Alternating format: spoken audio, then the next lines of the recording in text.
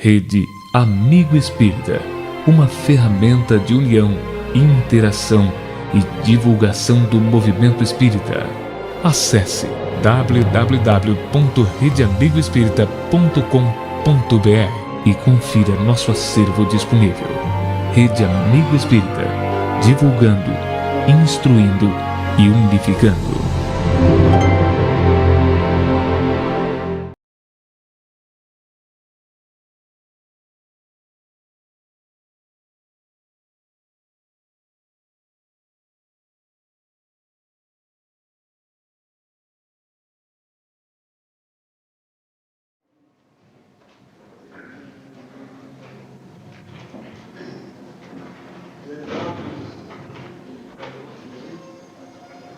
Prezados amigos e irmãos, a data comemorativa de aniversário da nossa casa, 60 anos de trabalhos que, por acréscimo da bondade divina, nos foi concedido durante esse longo período, onde mais recebemos do que damos, se constitui um motivo de grande alegria para os nossos corações, nesta manhã de luz, de sol, de alegria espiritual, onde nos congratulamos em nome do Mestre Jesus e da espiritualidade maior que sempre nos assistiu durante esse longo período.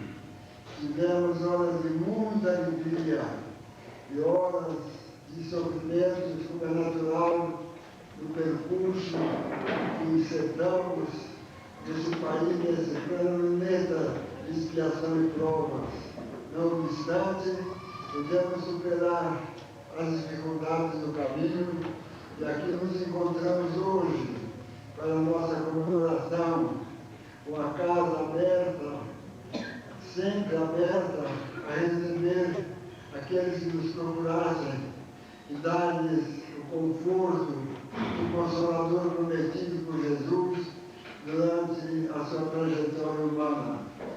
E para comemorarmos esta data tão significativa para os nossos corações, convidamos o nosso Eduardo Guimarães, que é amigo de todas as horas, um grande companheiro, um grande amigo da casa, para que proferisse a palestra da manhã e no transcurso desses dias ele permanecerá conosco, nos dando aulas, ministrando lições de sabedoria oriundas do seu esforço interior para que nós pudéssemos amealhar maiores conhecimentos da vida espiritual. Para não nos alongarmos mais no tempo, que é precioso, todos aguardam a palavra do Eduardo para que ele nos brinde nesta manhã com o seu verbo inflamado de paz e de luz. Nós vamos pedir ainda ao nosso caro amigo Cássio, para que proceda a breve leitura do resumo histórico da nossa comunidade, dando depois a palavra ao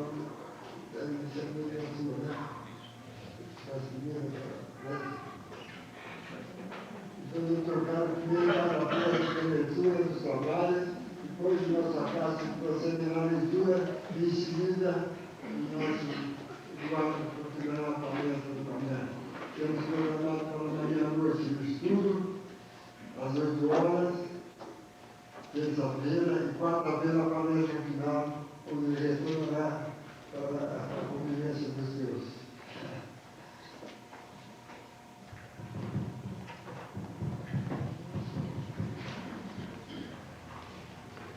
Vamos então, com esses apontamentos iniciais, com a necessidade nossa de nos ligarmos mais intensamente nesta data em que comemoramos os 60 anos de nossa casa, ligarmos em pensamentos e preces à bondade infinita do Senhor, que nos permitiu e nos permite adentrarmos este campo de luz que é a doutrina espírita, esclarecendo o seu Evangelho, que nos dá tantas possibilidades de entendimento da vida, dos mecanismos de evolução do ser humano, do espírito imortal, que, herdeiro do seu futuro, fará com que nessa construção o nosso mundo nos receba num campo mais ditoso e feliz, aproximando-nos do Senhor com as bênçãos de Deus, nosso Criador. Muito obrigado, Senhor, pelas oportunidades infinitas que temos recebido.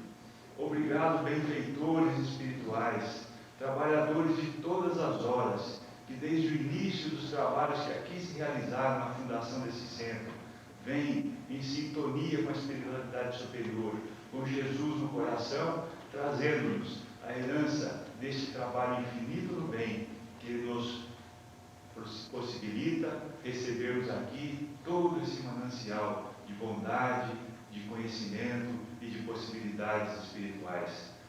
Sem nos alongarmos, mas agradecidos do fundo do coração, envolvidos nesse clima espiritual de alegria para os nossos espíritos, nós vamos dar início com a prece que Jesus deixou. Pai nosso,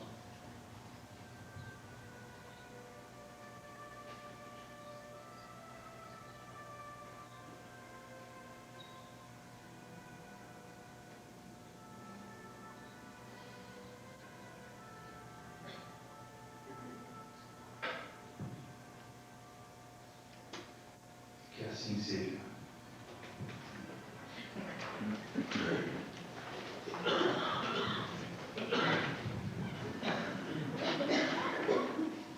Para registrar a importância deste dia, o nosso querido Gerson gravou algumas linhas para que esse momento ficasse registrado em nossos corações. Ontem, dia 1º de maio, o Centro Espírita Emmanuel comemorou 60 anos de fundação. Dirigindo nossa atenção à época da sua fundação, vemos Votuporanga dos anos 50 que crescia a passos largos, mas ainda carente da maioria dos serviços públicos.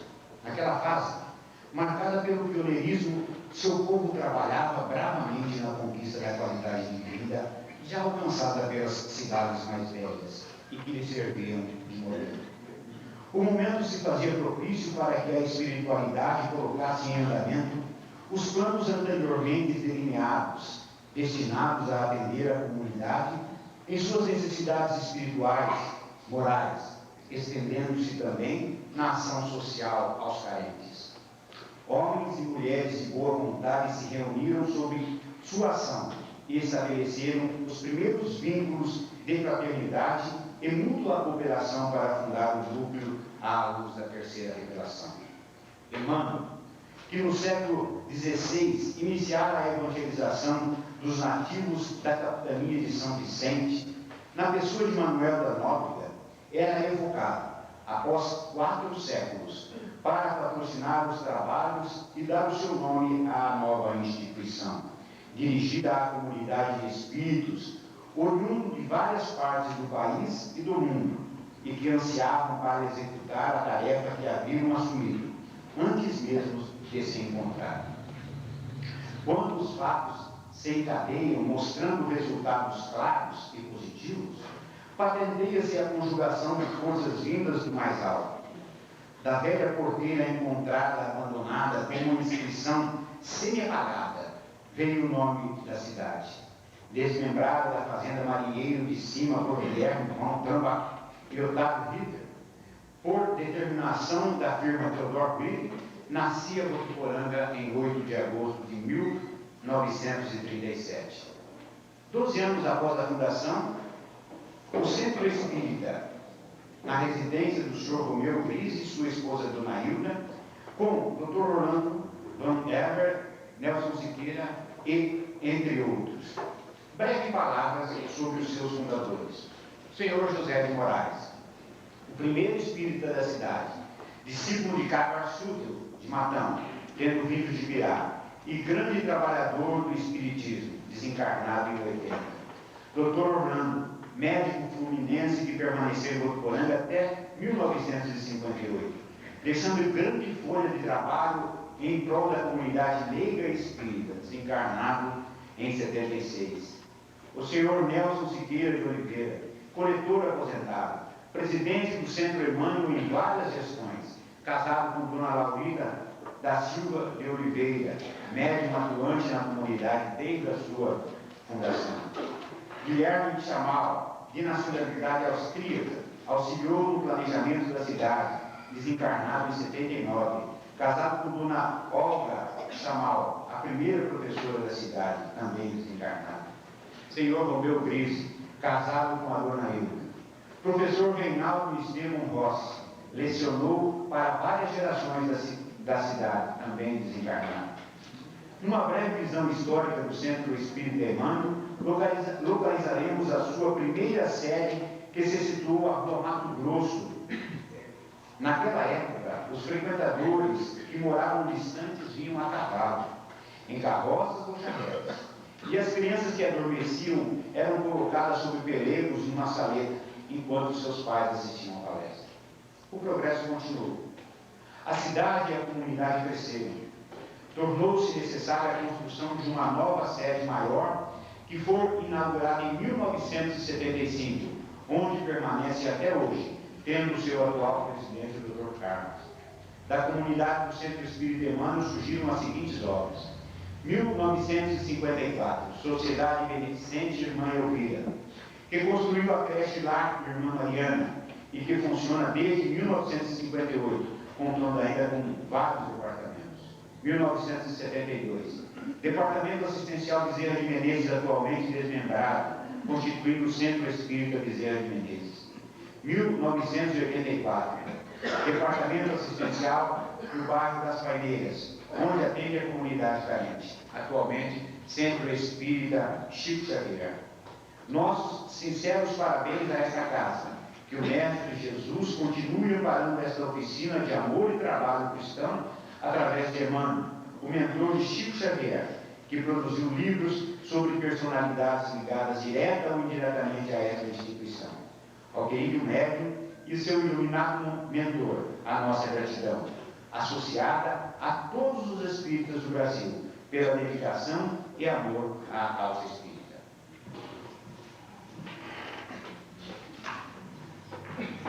Passemos então a palavra ao Eduardo.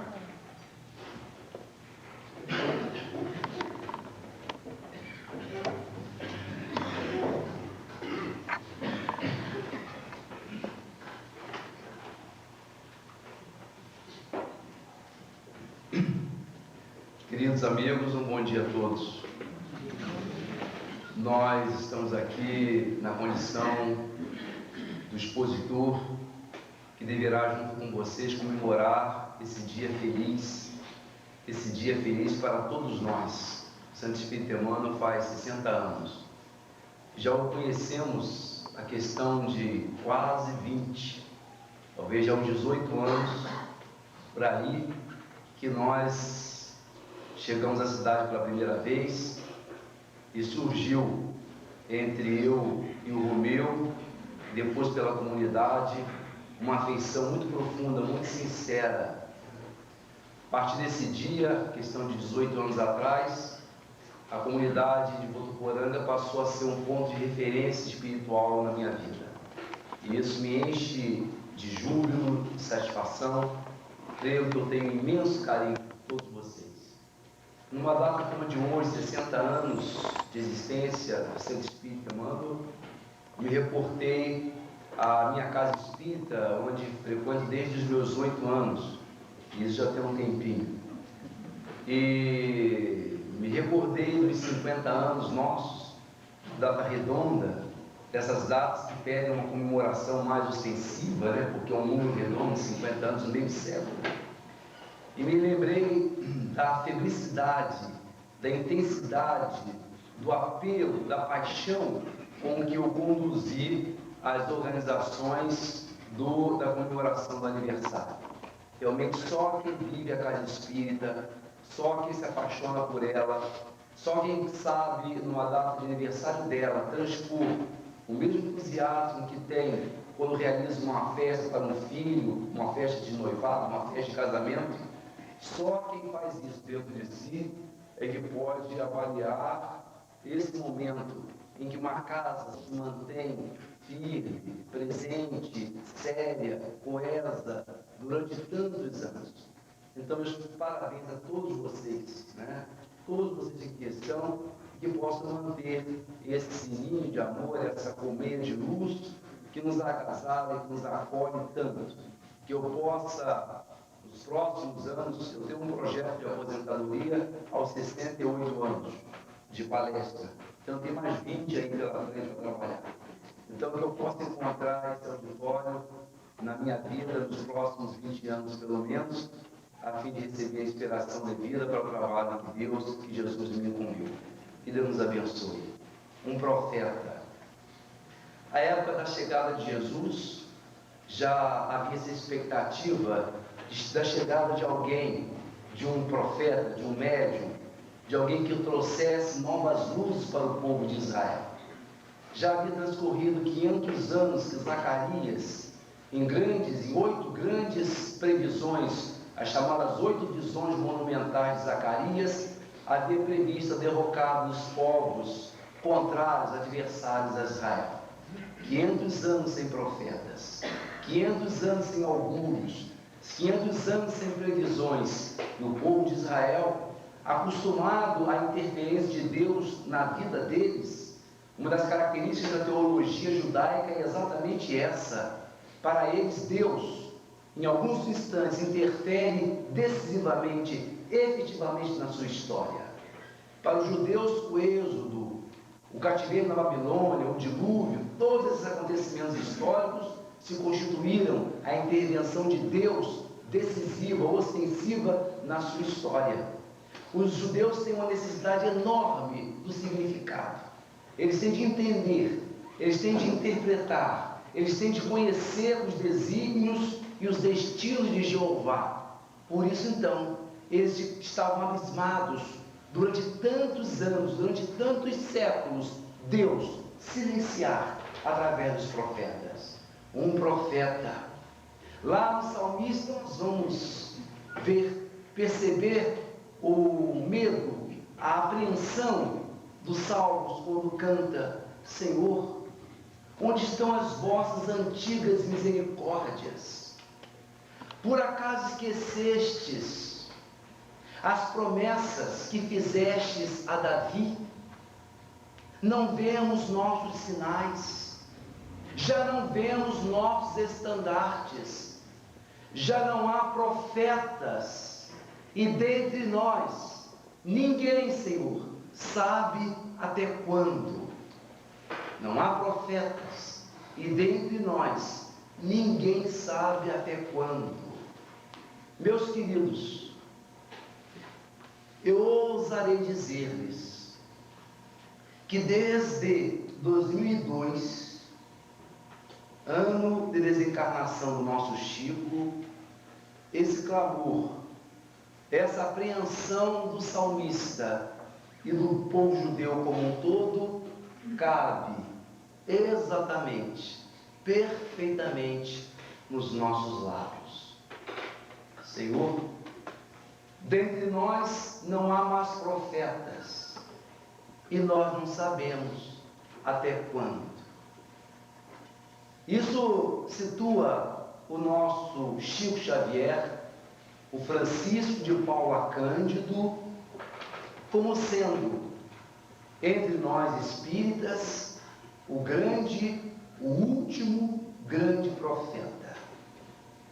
E dentre nós, queridos, ninguém, nenhum de vocês, nenhum de nós, sabe até quando Deus manterá esse silêncio, sem nos enviar um profeta à altura, um médium com essa antena psíquica que se constituiu entre nós, o nosso Chico Xavier.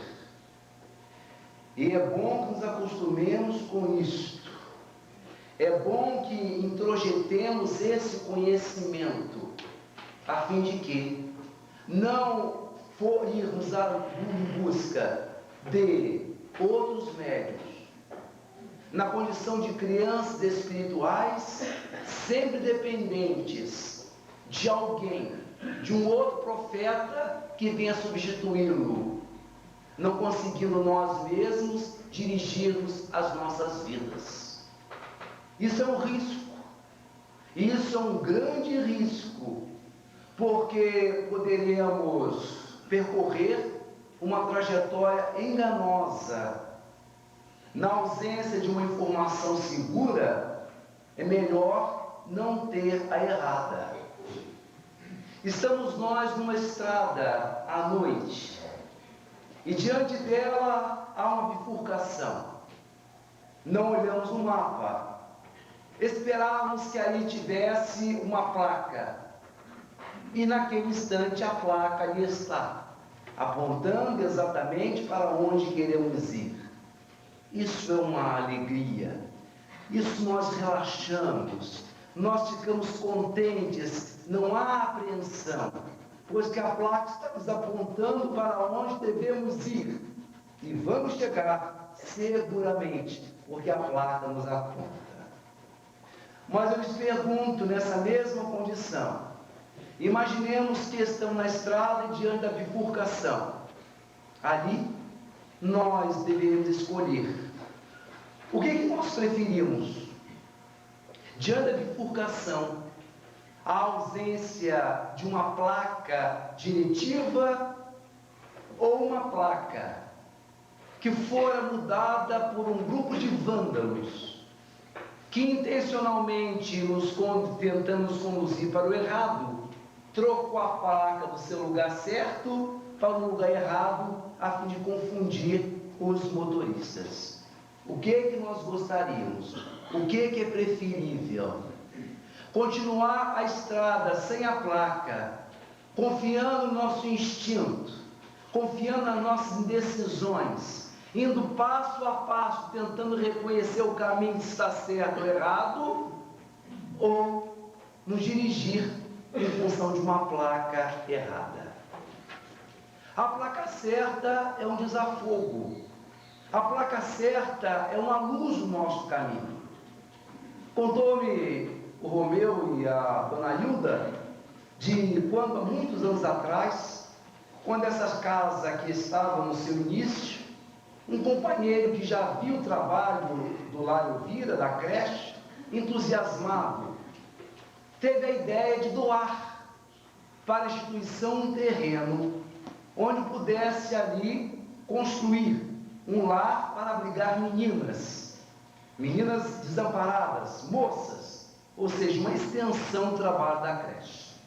Queridos, quando alguém chega com essa proposta para uma doação, a nossa interpretação poderá ser muito bem a de que o alto encaminhou essa pessoa para ampliar, para esgarçar os nossos trabalhos, uma interpretação correta. Mas se nós temos uma placa que pode nos orientar, nós podemos usar dela. E foi assim que numa dessas idas do Romeu a Uberaba, em dado instante o Chico, através da evidência, localizou e reconheceu a sua mãe, em que via com uma orientação precisa e certa: não, naquela área ali não se construirá nenhum lar para meninas.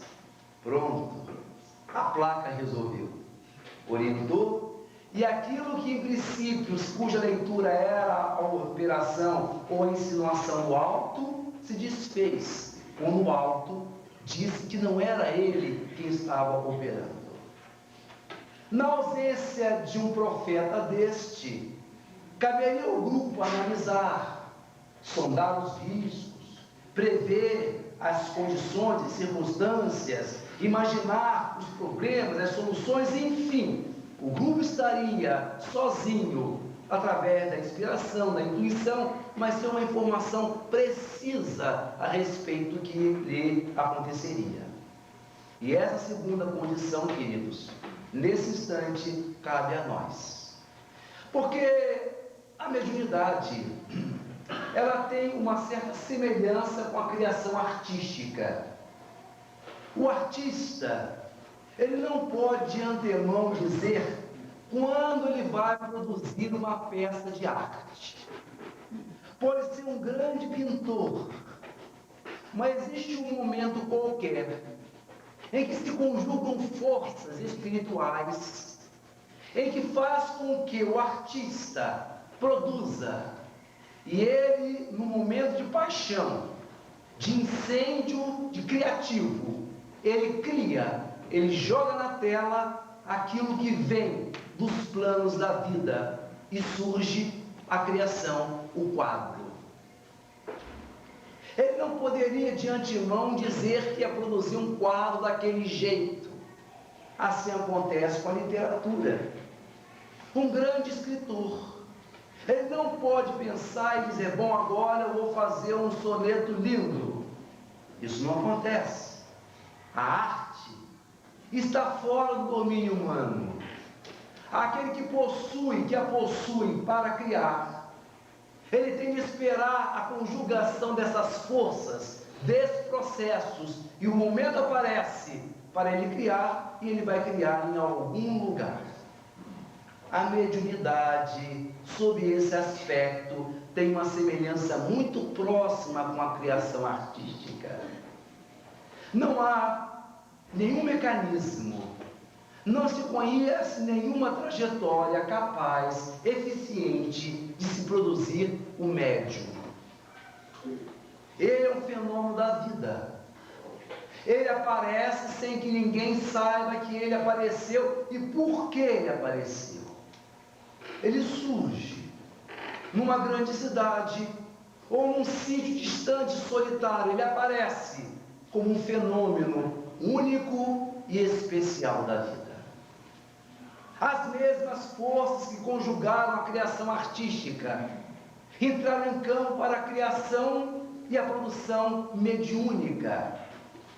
E ele então realiza o fenômeno, sem que possa ele dizer ou predizer quando realizará o outro fenômeno, porque esses fenômenos estão fora do seu poder. Assim como o fenômeno em si está fora do alcance do médium, o médium, a produção do médium, não está no nosso domínio. O livro dos médiuns é o mais importante e o mais completo livro sobre a mediunidade. É a cartilha mais segura que temos para cuidar desse assunto. Porém, nem o livro dos médiuns e nem as instituições espíritas têm domínio sobre esse fenômeno que é da vida. A pessoa que possui interesse pela mediunidade, ela poderá estudar, ela poderá frequentar os cursos de mediunidade durante anos a fio, pois a presença dela nesse grupo de estudos não é garantia absolutamente de que ao cabo do estudo ela vai virar médium. Isso não existe. Quando a pessoa tem a faculdade em potencial, num nível qualquer, e ela se aproxima da casa espírita, há a possibilidade maior do desabrochamento dessa faculdade, se ela existir. O ambiente espírita é densamente povoado por espíritos que querem se comunicar. O ambiente da sala mediúnica, ele é propenso, ele é predisposto à manifestação espiritual. Sabemos, por inferência, por uma certa evidência, de que um médium desenvolvido, ele assula, ele aguça, ele estimula o desabrochamento da faculdade em alguém que a possui em potencial, e ele em contato com o médium desenvolvido, a faculdade desabrocha com mais facilidade, num processo de indução espiritual, na falta de um termo melhor. De modo que alguém que tem a faculdade, que não se manifestou até então, ao contato da reunião no ambiente com o médium desenvolvido, aquilo se acelera e ele poderá então manifestar o que até então não fizera. Mas ele já tem de ter o sinal, ele já tem de ter o potencial, ele já tem de ter, como diz Kardec, o germe da faculdade mediúnica. Nós não temos domínio sobre a faculdade mediúnica. Nós não poderemos criar uma oficina ou qualquer empreendimento garantidor de provisão de médiuns. O médium, é um presente da vida. É um fenômeno caro e controlado pela vida. Até hoje, ela não nos autorizou, ela não nos deu a competência para produzir esses intermediários importantíssimos. Então, estamos na condição da noite na estrada, na ausência de placas. E é melhor confiar a nós mesmos, nossos instintos, a nossa inteligência, a nossa maturidade para onde ir, do que uma placa equivocada, queridos.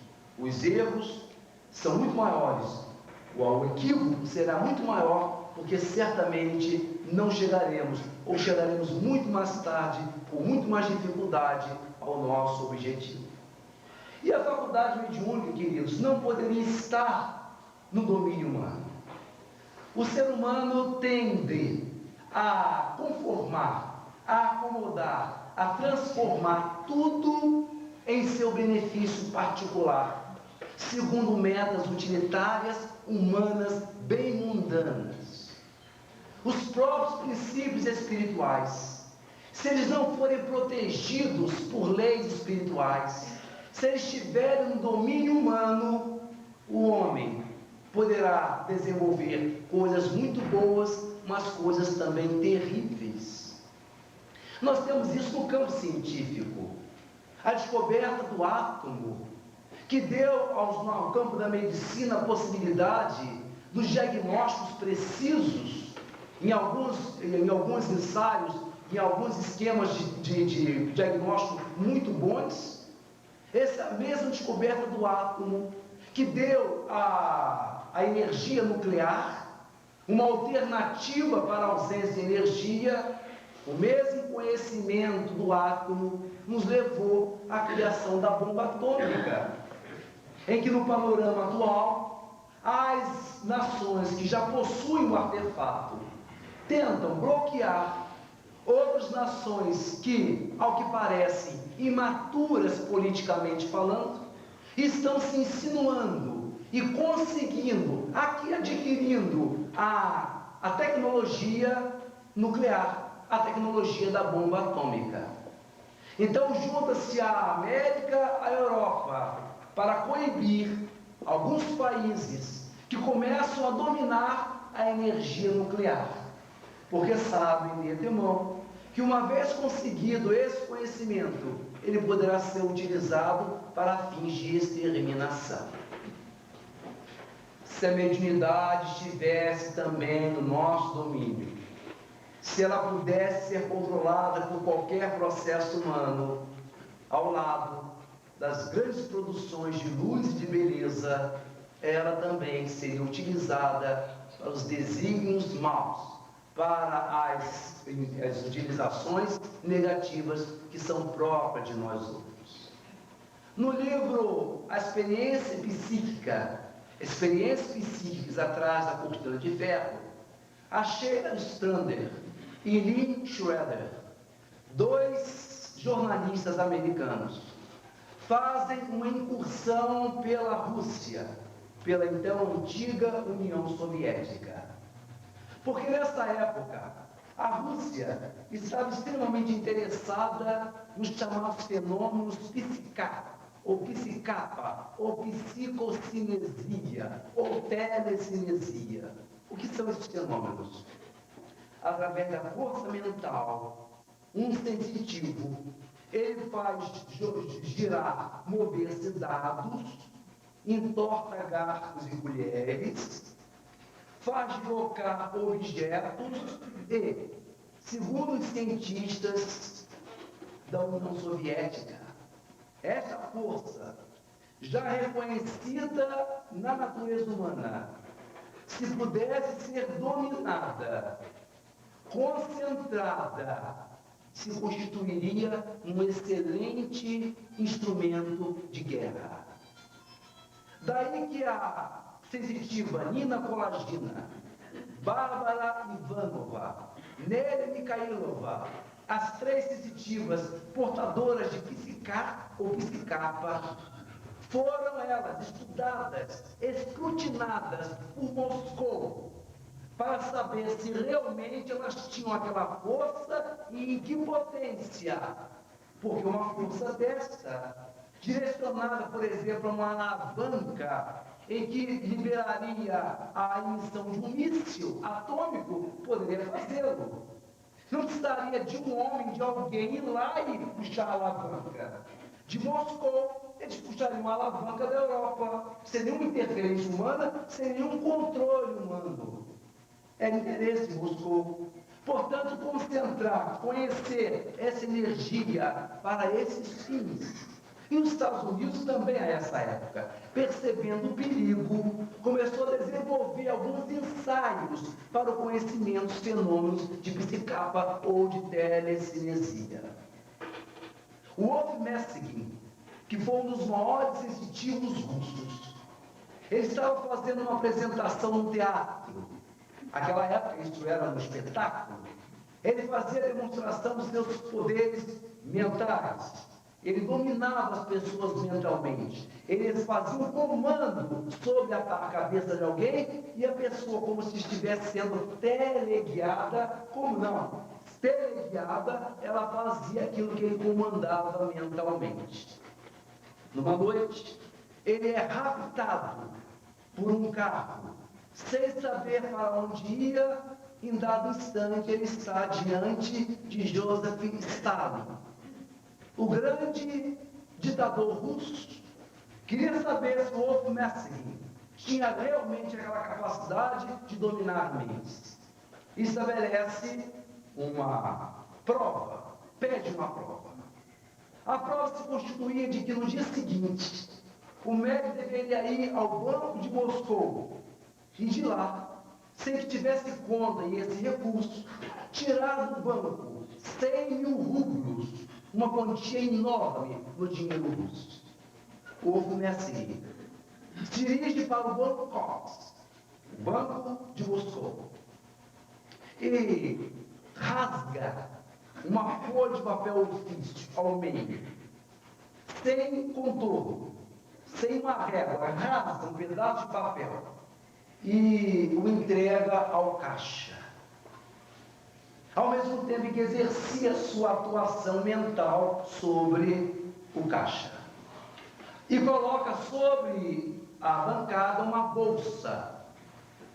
O homem, um idoso, vem lá de dentro com aquela quantidade enorme de dinheiro e coloca dentro da bolsa de Messing. Ele sai, porque lá fora duas testemunhas de Stalin precisaram abrir a bolsa e verificar que ali realmente tinha 100.000 rublos. Ele volta para o banco para devolver os 100.000 rublos. Quando chega no mesmo caixa, em que ele coloca a bolsa sobre a bancada, olha para o moço que agora estava sem a sua interferência mental. O moço olha em cima da sua mesa e ainda está aquele pedaço rasgado de papel. Olha aquilo e entende o que aconteceu. Através do inconsciente, ele percebe o que se deu e cai, desmaiado. Tal susto, tal medo que ele fez, ele cai desmaiado. Imaginemos, queridos, essa potência entregue a um poder humano político ou bélico.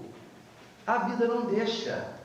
Porque na hora que o sensitivo diz que vai produzir o fenômeno acontece, porque não está no domínio dele. Tivemos várias oportunidades, já tive a ocasião de apontar para vocês aqui, dizendo daquele fenômeno extraordinário ocorrido com o nosso Chico Xavier, em função daquela morte acidental do José Divino pelo seu melhor amigo, Maurício Garcês. Isso em 1976, em Goiânia. Os dois meninos brincavam, apontando a arma do pai, do José Divino, para o espelho, sem saber que a arma estava carregada. Em dado instante, uma brincadeira dessa, a única bala que havia no revólver é disparada e atinge o peito do José Divino.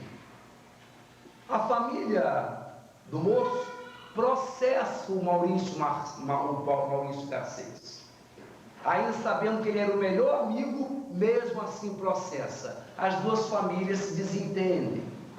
O moço está sendo julgado. E tudo leva a crer que vai ser condenado. O processo anda como se ninguém acreditasse nos testemunhos, nas alegações do Maurício, contando detalhadamente o que havia acontecido. Mas eram só os dois, quem poderia desfazer ou realizar a contraprova. O processo vai andando e no meio do processo, na hora que vai ocorrer a decisão, surge uma testemunha importantíssima. Aparece no meio do processo uma testemunha que ninguém pensava que ela pudesse aparecer. Aparece o morto. Ele vem, ele próprio, através da psicografia, e vai fazer referência a tantos nomes importantes do domínio somente das duas famílias. A caligrafia tão semelhante à de José Divino, a descrição da situação confere tão bem com aquilo por acariação revelado com o Maurício Garcês.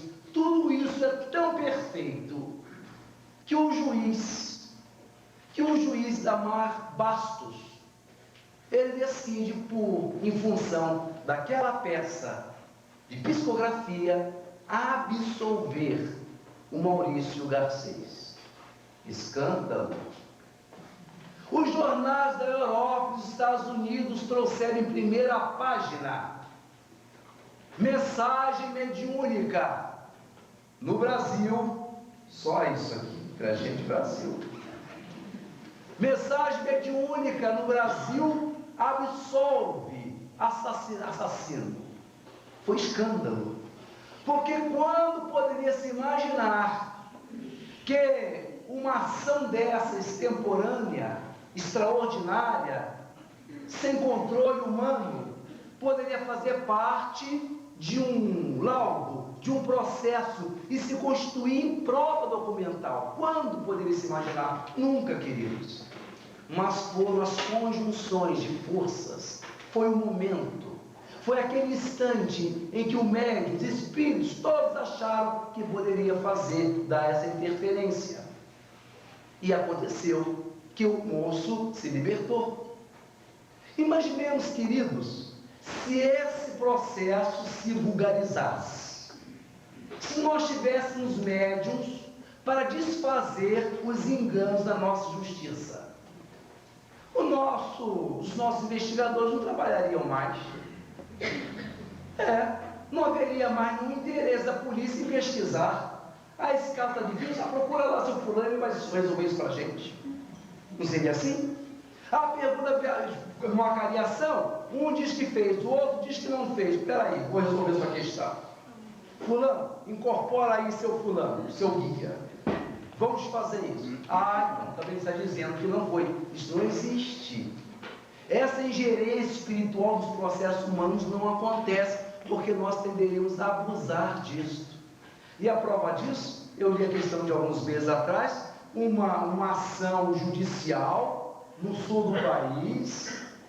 Nesse caso, a família de um morto processando o médium pela comunicação. O processo se inverteu. O processo se inverteu.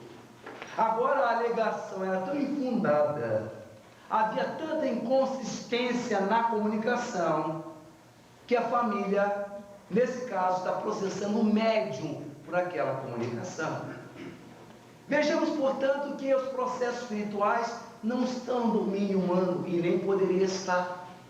Eu me lembro também de uma experiência no Círculo Experimental Minerva. Em 1901, evidentemente eu estava lá. Em 1901, quem criou o Círculo Experimental Minerva foi Ernesto Poitzan.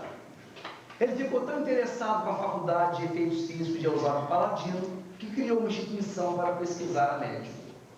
e realizava com ela vários fenômenos de materialização, fenômenos de transporte.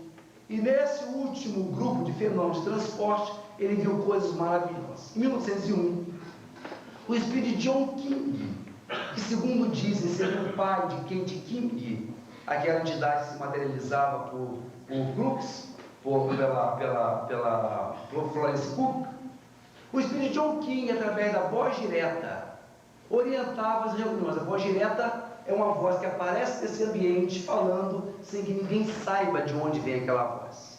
Uma voz física, todos ouvem. O espírito de John King fala aos presentes que naquela noite faria uma surpresa, lhes daria um presente. A luz é apagada e em dado instante eles ouvem um ruído de um objeto que havia caído no centro da mesa de trabalhos de experimentação. Quando a luz é acesa, eles veem um pão chamado pão massa de soda, um pão característico italiano de 4 pontas. O pão ali bonito, lindo no meio da mesa. Seu Avelino, que é o dirigente dos trabalhos, pergunta ao espírito de John King se aquele pão poderia ficar ali para ser saboreado por eles, os presentes, no final da reunião. Você vê, o ser humano já é o utilitário mesmo, imediato. Um pão, qual o sentido de um pão na mesa se ninguém puder comer? O espírito por voz direta diz que sim, não há problema nenhum, o pão poderá ser comido, o pão é real. Ele o tirou de uma padaria do final da rua, por transporte. Ele envolve o objeto no seu fluido e o carrega para uma dimensão, uma 4ª dimensão, e o faz aparecer no local onde ele quiser. O pão poderia ficar, sendo que, com a condição de que alguém ali se dispusesse a tirar do bolso 2 moedas relativas ao valor do pão, para que ele desmaterializasse aquela moeda ali e as colocasse dentro do caixa da padaria. Se o Avelino mesmo tira do bolso o dinheiro, o espírito tira, desmaterializa e o coloca dentro do caixa da padaria. Mostrando com isso que existe um fator ético. Existe um fator ético regulando esses fenômenos. Senão seria fácil. Imagine um médium como Eusébio Paladino, um médium como Wolf Messing, um médium potente. Imagina assim, bom, agora vou mentalizar o banco americano, o Banco Central americano, e tirar de lá dólares. Poderia, queridos. Aquele que transporta um pão, transporta dólares. Mas o mundo espiritual não deixa. Não deixa porque esse é um fenômeno caro para ele. Não pode o homem se dar conta, não pode conhecer esse processo. Para encerrar, esse fato se deu comigo, com o Newton Boechat, que falou durante anos nessa casa. O Newton foi um dos médios mais extraordinários que eu já conheci. Do meu contato, foi o médium mais perfeito que eu já vi. Ele era preciso na mediunidade, não deixava dúvida. Quando eu levava à casa de alguém que tinha perdido um parente, na expectativa dele receber uma comunicação qualquer, ele fez um dia eu jurar para ele que eu jamais falaria o nome do desencarnado. Ele tinha receio de que, por eu falar o nome, quando o fenômeno se desse, eles ficariam em dúvida se a fonte foi espiritual ou se ele lembrou do nome que eu falei. Então ele pedia para eu não falar o nome. Não quero saber do nome, para ter certeza de que a fonte era espiritual, porque o nome era preciso quando vinha por ele. Foram 10 anos de convivência e eu vi coisas extraordinárias. Antes do fato que eu ia contar, eu me lembro aqui de uma vez em Volta Redonda, na casa do Luiz Carlos de Carvalho, a Fernanda, a esposa dele, na cozinha aprontando o almoço, e nós 3 na sala do Luiz em Volta Redonda. O Luiz nos entreteu trazendo álbuns de família, mostrando fotos de pessoas da família e do espiritismo. Ia virando as páginas do álbum. Em dado instante, eu de um lado, o Luiz no meio, o Milton do outro. Em dado instante, ele vira a página do álbum e vê uma senhora idosa sentada num jardim, um jardim que tinha um poço próximo. Ele, quando viu aquela foto, Luiz, assim, ah, Newton, essa velhinha aqui é o meu xodó. Essa velhinha aqui, eu não sei, isso deve ser coisa de outras vidas. Porque eu visitei durante anos esse asilo, tratava bem, gostava de todas as velhinhas, mas essa era especial. No final da visita, era sempre a última de quem eu me despedia. Ela foi muito especial, já desencarnou, mas é o meu xodó. O Newton virou-se para ele, naquele exato momento, eu estava do outro lado, eu vi isso. O Newton virou-se para ele assim, ela é de Quatis, uma cidade próxima à Volta Redonda. Sim, ela está aqui, está dizendo. Eu sou de Quatis, ainda falava o id, o tis, com acento, com força. Eu sou de Quatis, ali no meio. Esse mesmo médium, nós tivemos contato com ele quando tínhamos 18 anos, e logo nas 2, 3 primeiras semanas veio essa afeição, esse contato muito forte, muito intenso, e ele me convidou para ir com ele e outros amigos para uma casa de praia em Piratininga, uma região de praia de Niterói. O casal era o Júlio Trindade e a Estela Trindade, casal de portugueses, que tinha uma casa muito boa lá em Piratininga. E eu morando em Niterói, o carro veio do Rio, pela ponte, e lá em Niterói me apanhou e fomos os 4, depois os filhos do casal iriam depois, para a casa de Piratininga. Lá a dona Estela foi tomar as providências do almoço, e só os quartos ficam lá em cima, na parte de cima. E nós subimos. No quarto tinham 2 camas, solteiro. O Newton ficou com uma direita e eu joguei minha mochila na outra cama, mas fui direto para a porta do quarto, porque o quarto não tinha janela, era uma porta que dava para a varanda. Aí eu abri a porta e vi aquele mar, aquele marzão de Piratininga lindo. Era um dia que o mar estava muito bonito. E eu olhei lá no fim da praia, lá no fim do oceano, aquele instante em que, por uma ilusão de ótica, nós temos a impressão de que o mar se encosta no céu. Quem já olhou um poente já viu isso. Vai chegando um momento em que você parece que o céu está encostado no mar. E eu me lembrei de 2 versos do poema Navio Negreiro de Castro Alves, que eu havia decorado durante o meu 2º grau. Naquele instante eu senti uma emoção tão grande, o mar estava tão bonito que eu vi por que Castro Alves escreveu o verso. E pensei, queridos, mentalizei forte esses 2 versos. Disse assim, pensei, ali se estreitam 2 infinitos. Qual dos 2 é o céu? Qual dos 2 é o mar? O verso de Castro Alves. Quando eu penso aquilo de costas para o quarto, olhando para o mar, que eu penso isso forte, eu tinha 2 semanas de contato com o Boechat. Ele lá atrás, da cama dele, ele grita, Castro Alves. Como é que ele sabe? Eu não falei. Como é que ele sabe que é Castro Alves? E eu perguntei, como é que você sabe que eu estava pensando nisso? Na hora que você falou, o seu pensamento se projetou, e eu vi seu pensamento. Disse, bom, agora não vou poder conviver com esse homem. Imagina que ele está perto de uma pessoa que sabe o que está pensando dela. Então, uma tortura. A criança mal educada, quando vai colocar o fio de uma tomada qualquer, com o risco de tomar choque, que a gente vai debaixo da mão, não é assim que a gente faz. Eu quero ver vocês fazerem isso com pensamento. Quando surgir aquele pensamento que não é bom, aí bater no desespero. Não seria assim? Aí ficar assim, não, quem está, não, eu estou pensando nas coisas aqui. Seria uma tortura. Graças a Deus que isso não é comum.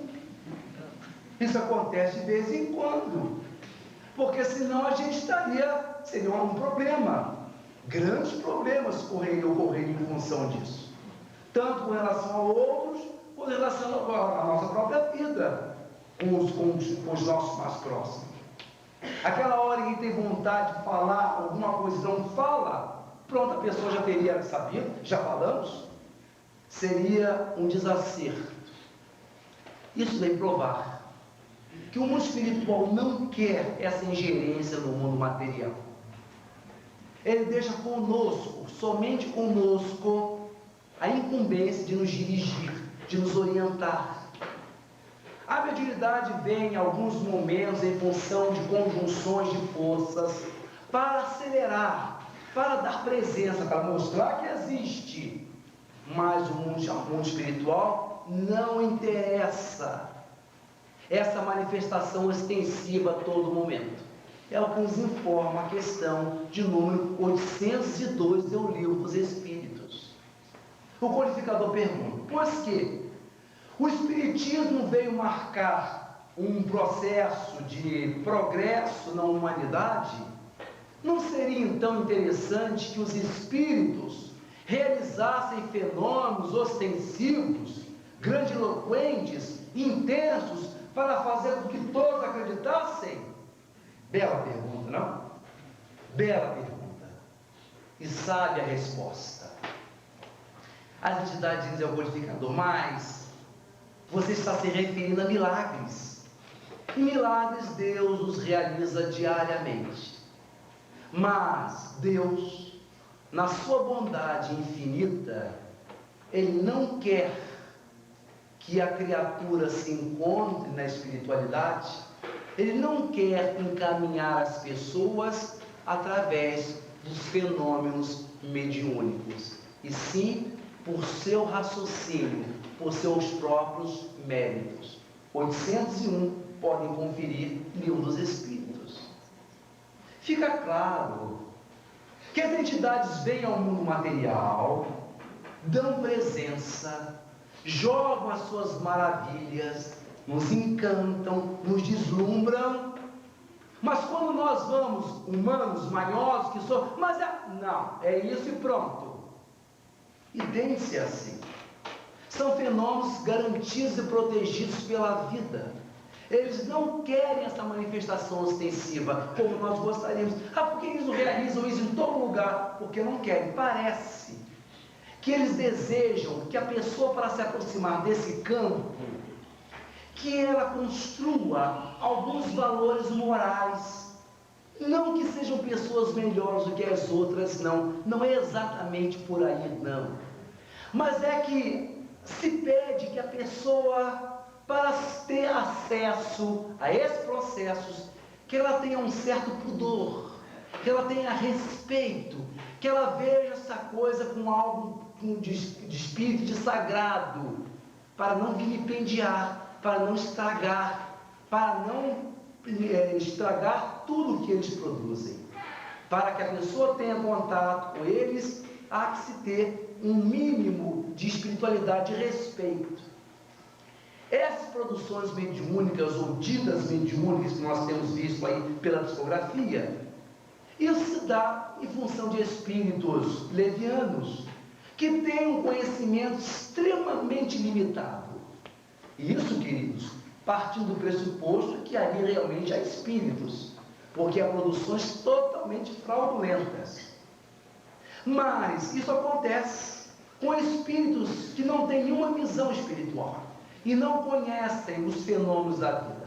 Aliás, me ocorre aqui que a médium, aquela médium europeia, que produzia fenômenos extraordinários, quando de materialização, Elizabeth Esperance, a entidade que realizava fenômenos mediúnicos, quando uma vez um pesquisador perguntou à entidade como é que ela fazia isso, assim: eu não sei não, eu só cumpro ordens.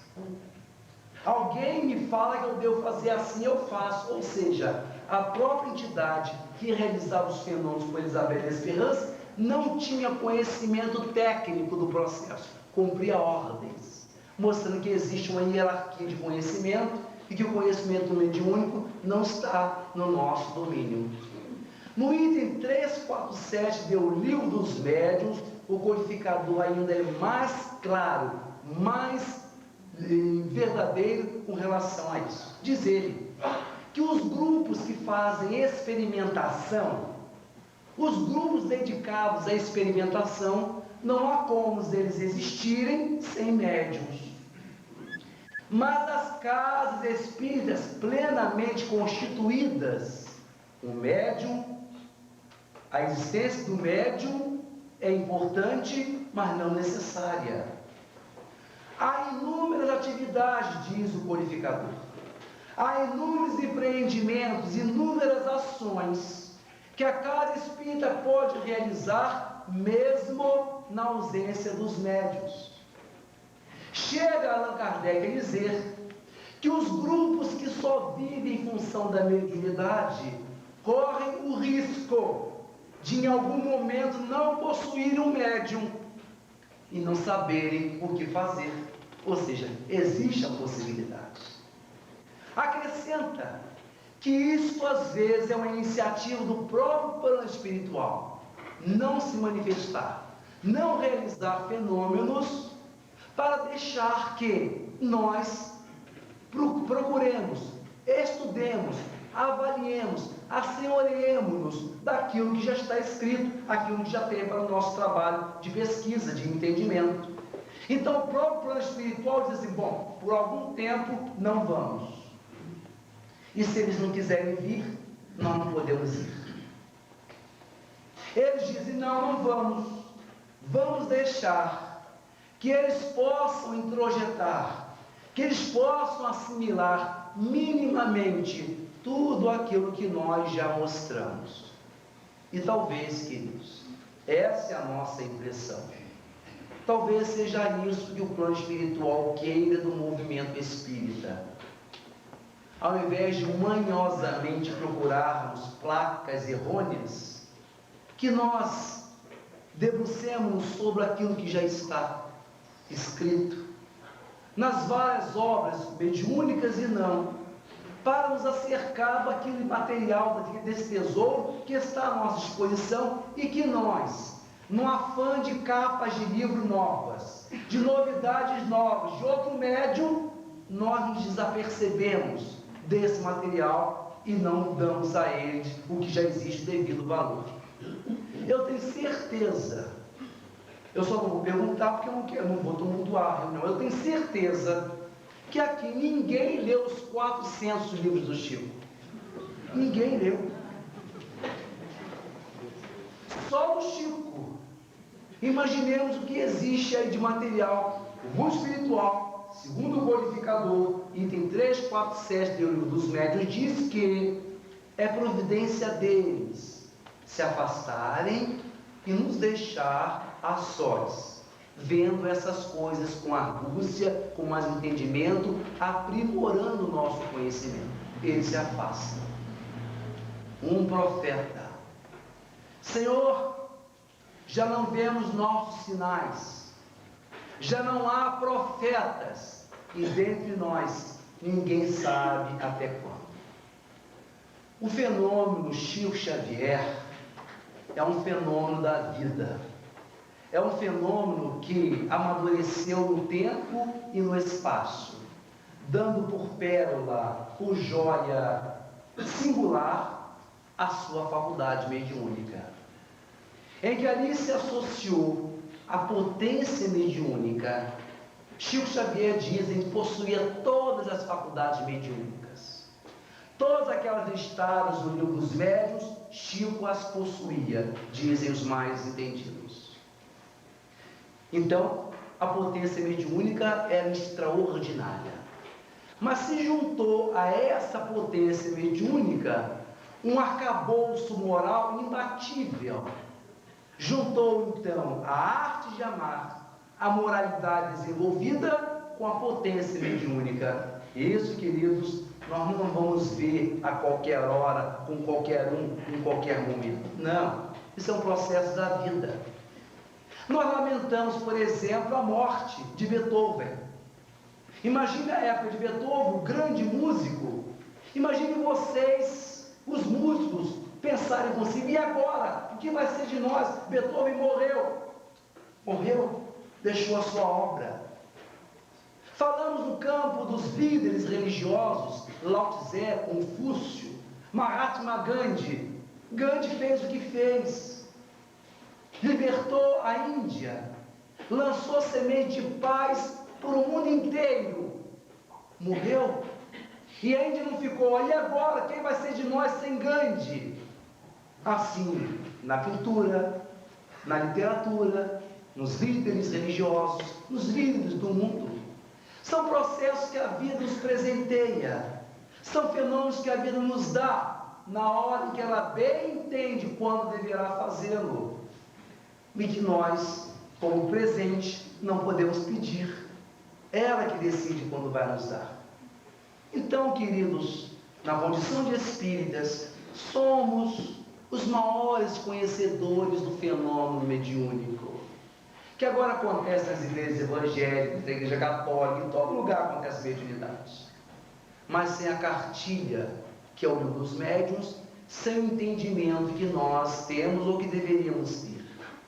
É hora então de sair desse mundo pequeno, acanhado, manhoso, como se fôssemos crianças e que tivéssemos de ter a todo momento um farol para guiar os nossos passos. É muito bom quando temos, mas quando não temos, temos de confiar em nós mesmos, na nossa expertise, como diz agora, na nossa sapiência para poder e cair, nos permitir errar, permitir cair, mas aprendermos com os nossos próprios recursos.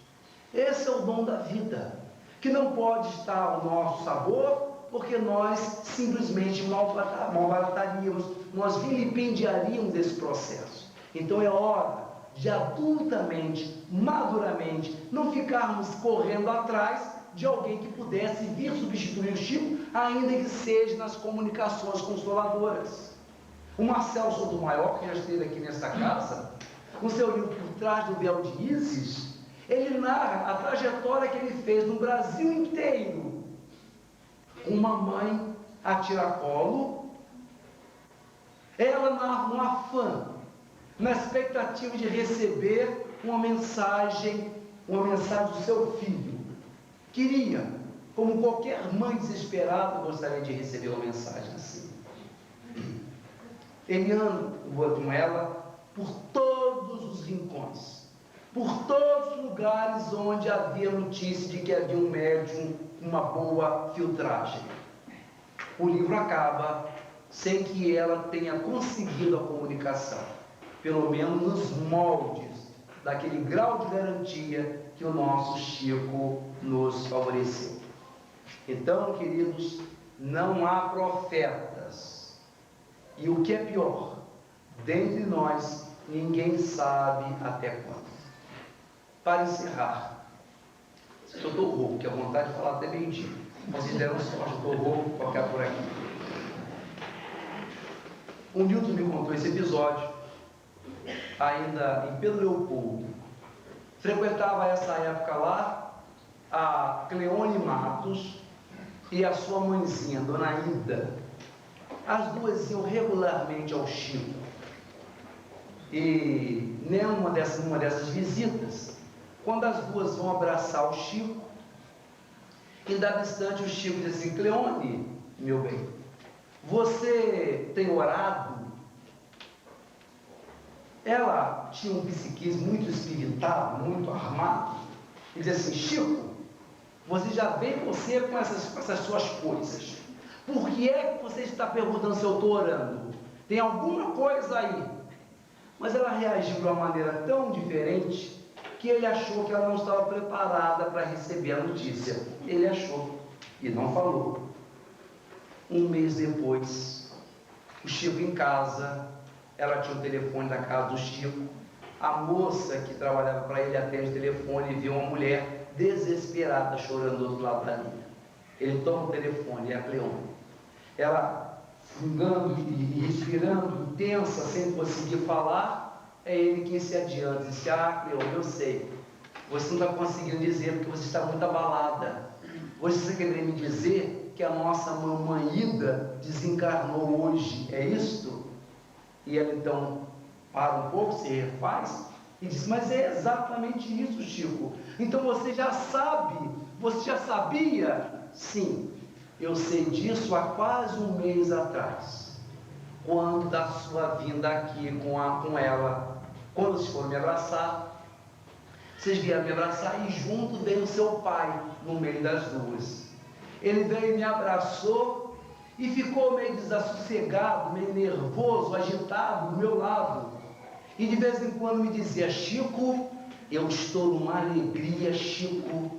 Olha, eu estou numa satisfação, Chico. E assim, agitado, nervoso, daquelas pessoas febris que se movimentam para falar: olha, você não sabe, você nem te conto, Chico, aquelas coisas. E mentalmente o médium pergunta ao espírito a razão de tanta satisfação. Alguém te dá e diz assim: ah, eu estou feliz porque eu soube que daqui a mais ou menos um mês a minha costelinha vai vir para o lado de cá. Olha, queridos, que referência doce, sentimental, afetiva. A minha costelinha vai vir para o lado de cá, gerando tristeza e choro na Cleone, filha, satisfação e euforia do seu pai.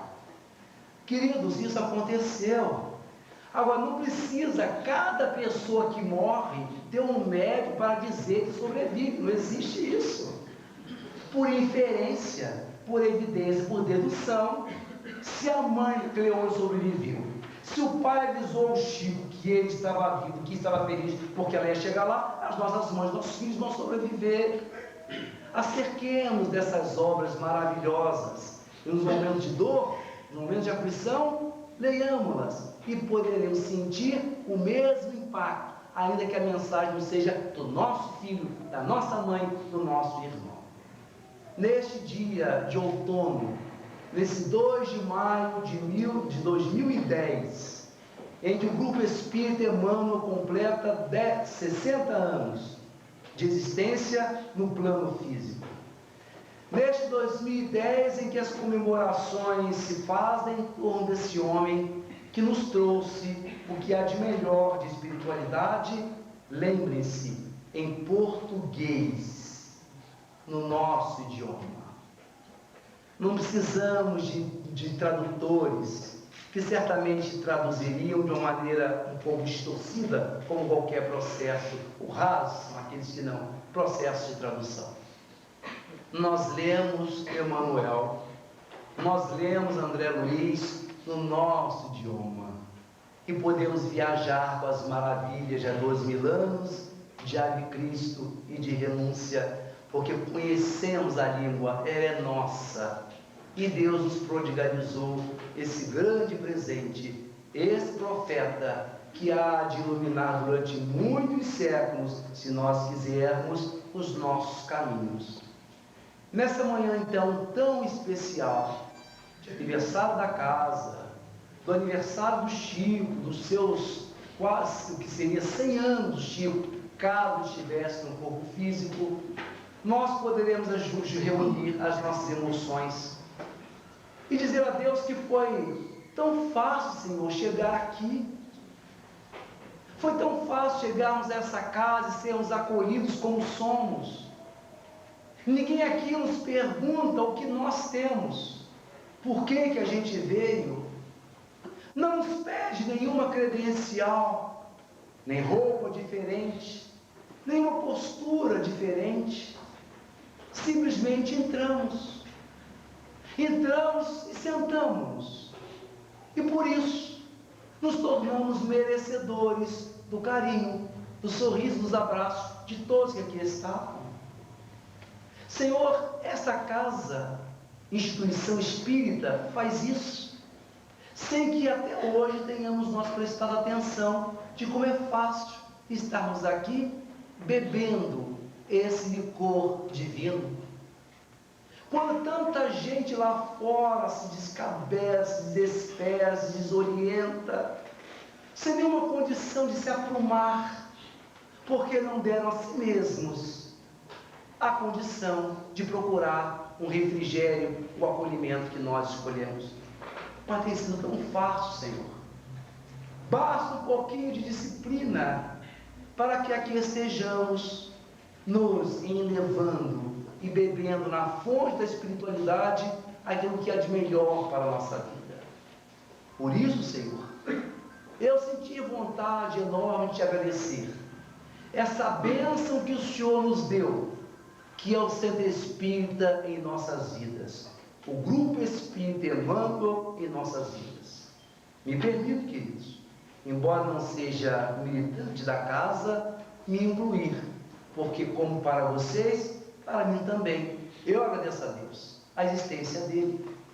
E para dizer que isso não é em vão, que esse acolhimento maravilhoso se traduz em nós de uma maneira muito boa, muito afável, muito feliz, e lembrando-nos daquele homem que deu mais de 90 anos de sua vida para nos deixar esse tesouro soberbo, magnânimo, nós gostaríamos, Senhor, de dizer a eles e ao Senhor mesmo, de que não é em vão. Com as nossas imperfeições, nesse rame-rame que é a nossa vida, nós estamos tentando, diríamos melhor, nós estamos teimando nos melhorar, tornarmos melhores, e mesmo as pequenas coisas que fazemos já repercute tão bem para nós, que temos a desconfiança de que se melhorarmos um pouco mais, seremos ainda mais felizes. Algo nos diz que assim deverá ser. Por isso reunirmos, Senhor, nesta oração prece, nessa oração poema, o nosso preito de gratidão por Emmanuel, pelo Grupo Espírita Emmanuel, por Chico Xavier, pela espiritualidade. Senhores, diremos nós, agora eu sei que eu nunca serei pó, porque sou alma. Sou espírito e em pó não me farei. Morrerá o meu corpo e pouco importa, que vire pó a minha carne morta. Se desta carne livre eu volarei. Eu nunca serei pó porque sou alma. A carne é roupa, indumentar apenas com que Deus veste qualquer ser etéreo, só para realizar o seu mistério. Quantas estranhas realizações terrenas. Eu nunca serei pó porque sou alma. Se a carne acaba no feral abismo, desce soturna Deus o destroço chamada morte, vã silhueta de ossos, a alma não recebe no batismo. Eu nunca serei pó porque sou alma, sou poesia, amor, adoro a vida, e brilharei na música e no verso, entre as estrelas claras do universo, quando da tarde de uma vez me encontrar despida. Muita paz, meus parabéns.